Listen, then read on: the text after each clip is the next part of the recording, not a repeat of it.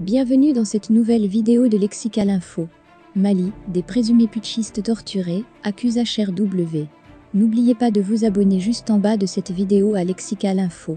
Les services de sécurité maliens auraient torturé 6 hommes accusés d'avoir préparé un coup d'État contre le pouvoir, dominé par les militaires, en leur infligeant des chocs électriques et des simulations de noyade, dit Human Rights Watch, HRW.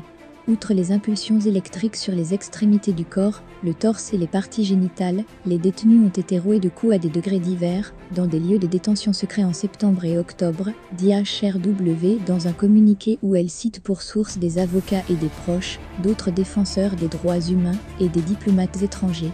Les services de sécurité leur ont injecté des substances inconnues, les ont maintenus dans des positions douloureuses, se sont livrés à des simulacres d'exécution, les ont privés de sommeiller et maintenus à l'isolement, dit l'Organisation de défense des droits humains.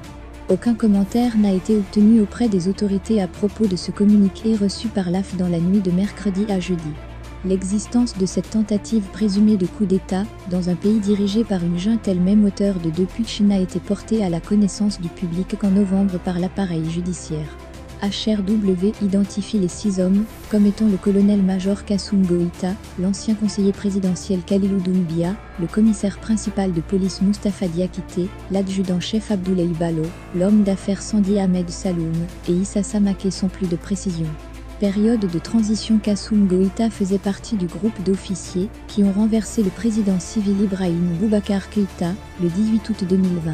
Il avait pris la tête de la direction de la sécurité d'État sous le président Bando, installé par la junte après le putsch pour une période de transition censée précéder le retour des civils au pouvoir.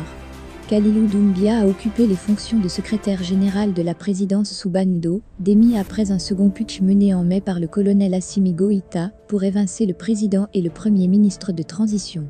Le colonel Goïta s'est depuis fait investir président. Il a été attaqué par un homme armé d'un couteau en juillet. Il en est sorti indemne. Son agresseur est mort en détention dans des circonstances obscures.